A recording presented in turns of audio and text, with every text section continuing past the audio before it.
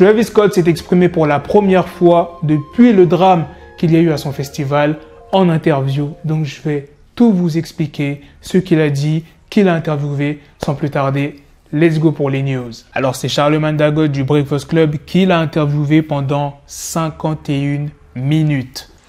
Travis Scott, what's up, brother? What it do? How you feeling?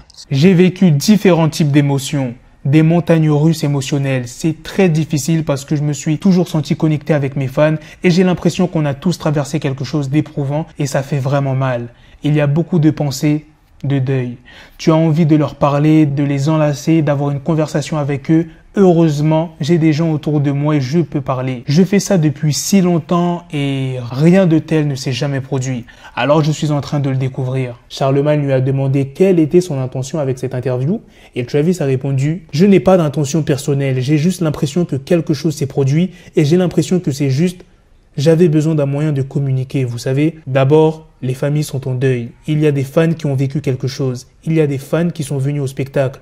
J'ai toujours été cette personne qui va au bout des choses avec les gens qui partagent des expériences avec moi. C'était une telle période et j'essayais juste de comprendre les choses. Charlemagne lui a posé la question s'il avait fait le maximum pour arrêter le mouvement de foule et Travis a répondu qu'il a fait tout pour que tout se passe bien à 1000% et a redit qu'il n'était pas au courant de ce qui se déroulait dans la foule. Il dit plus précisément « Les gens peuvent s'évanouir, ça peut arriver à des concerts, mais une chose comme ça, à chaque fois que vous entendez quelque chose comme ça, vous avez envie d'arrêter le concert. Vous voulez être sûr que les fans soient en sécurité.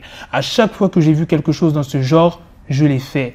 J'ai arrêté plusieurs fois pour être sûr que tout le monde allait bien. Je n'ai pas entendu ça, j'ai entendu de la musique, j'ai entendu un retour dans mes oreillettes. Vous avez des lumières, vous avez du son, vous avez de la pyro, vous avez le groupe, il se passe toutes sortes de choses. Tout sonne un peu pareil. Travis a également déclaré qu'il n'avait pas vu les ambulances. J'ai demandé ce qui se passait. Je n'ai pas eu de réponse alors. J'ai demandé aux fans de lever la main et ils l'ont fait alors j'ai continué. Ce n'est qu'une fois le festival terminé que Travis a pris conscience de la gravité de la situation. Il dit « Ce n'est que quelques minutes avant la conférence de presse, il parle de la conférence de presse du département de police de Houston, que je comprends exactement ce qui s'est passé. Après le spectacle, j'ai entendu des choses, mais je ne connaissais pas les détails exacts. Quand je les ai appris, je n'y ai pas cru. » Il a aussi parlé des familles des morts et des blessés. Je veux leur dire que je suis toujours là pour eux, pour les aider. Je sais qu'ils passent par un deuil et qu'ils essaient de comprendre ce qu'il s'est passé. Je veux résoudre ce problème, m'assurer que cela ne se reproduise pas à l'avenir et être la voie numéro 1 pour ça. Je voudrais qu'ils sachent que mon intention n'était pas de blesser les familles. En fin de compte, je suis humain, donc je veux faire ce qu'il faut pour essayer d'aider et de guérir. Je veux pouvoir commencer à prendre des mesures pour résoudre ces problèmes et trouver des solutions. Trouver des moyens d'éviter que ces choses ne se produisent à l'avenir. Je pense que c'est le principal. Il a aussi parlé des poursuites judiciaires auxquelles il fait face.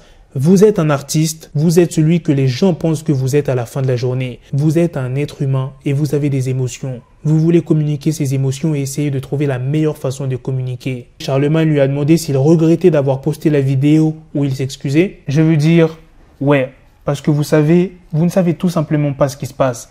Mais à la fin de la journée, je voulais juste faire sortir quelque chose. Je ne peux me baser que sur ce que je sais.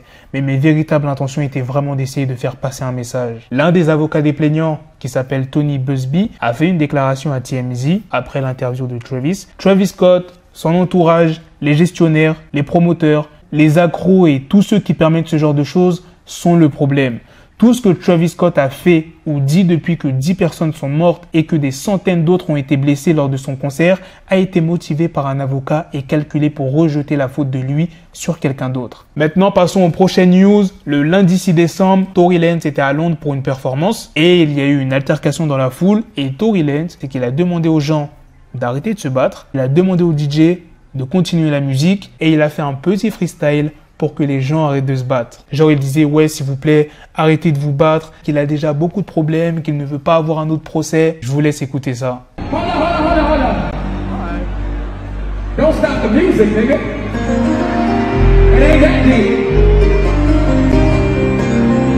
And don't move them out. Don't move them out. Let them be here. All I'm saying is, when I'm singing this song, no fighting.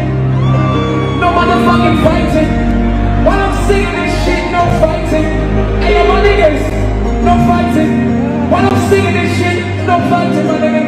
Please, no fighting. While I'm singing fighting. So my name right there, don't fight with me. Come on, no fucking fighting. I'm already dealing with enough shit. I'm already dealing with some tough shit. I ain't trying to catch another case in this bitch. My nigga, just chill, no fighting.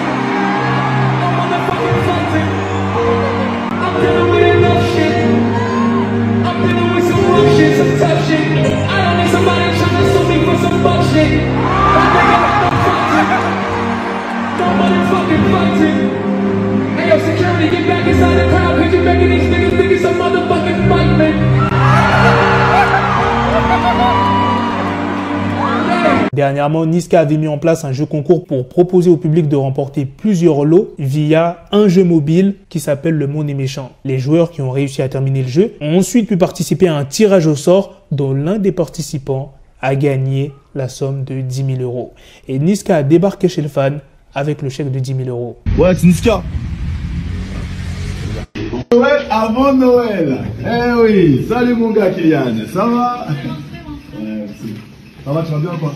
Ok, félicitations à toi. Merci. Félicitations à toi, ton joueur. Bonsoir, vous allez bien? T'es content? T'es content? Tu vas l'installer? Voilà, avec le gagne là qui a remporté les 10 000 €. Tu vas faire quoi avec? Partager. Tu vas partager? C'est bien. Ah, tu vas coffrer?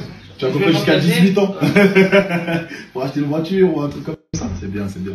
Non, c'est lourd, ça fait plaisir. Donc voilà, je lui remets officiellement ces 10 000 €. Tiens, Kylian, félicitations, on peut l'applaudir.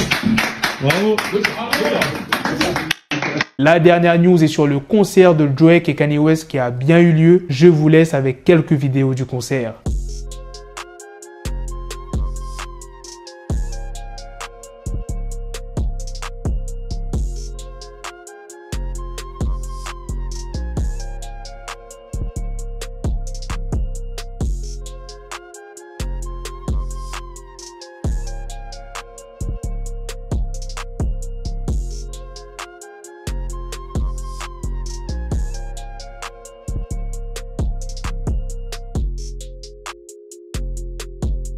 Voilà les gars, c'est la fin de cette news sur Kanye et Drake. C'est aussi la fin de cette vidéo. Dites-moi dans les commentaires qu'est-ce que vous en pensez de toutes les news que je vous ai présentées. La première interview de Travis Scott après le drame à son festival. Qu'est-ce que vous en pensez de ses propos, des autres news? Sur ce, on se donne rendez-vous très prochainement pour d'autres vidéos news. Prenez soin de vous la famille. Peace.